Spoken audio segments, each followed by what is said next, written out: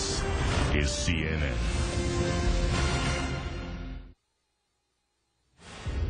Conservatives weren't the only ones targeted by the IRS. Now a new wave of controversy and more outrage. CNN's chief congressional correspondent Dana Bash has the details.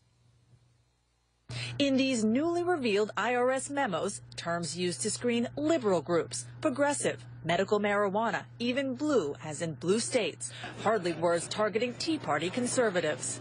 Democrat Sandra Levin is lashing out at the IRS Inspector General for leaving that out of his explosive report last month. It was a serious mistake, and I think the Republicans took advantage of that by claiming that there was some kind of an enemies list of the White House. What's worse, says Levin, the IRS IG was asked last month about so-called be-on-the-lookout memos or BOLOs for liberals. He wouldn't answer.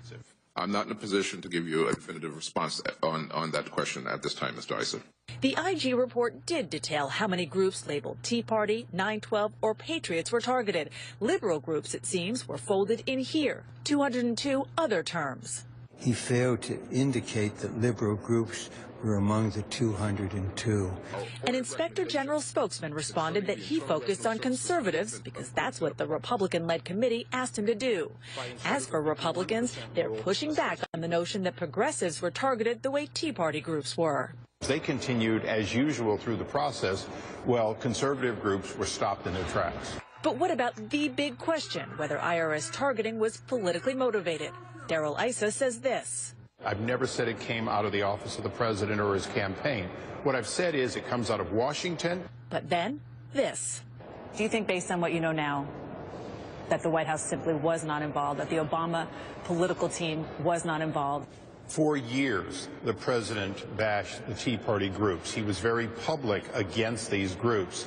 And on his behalf, perhaps not on his request, on his behalf, the IRS executed a delaying tactic against the very groups that he talked about. But do you have evidence of that based on the interviews that you've done, or you're just making an assumption? Dana, you cannot close a case.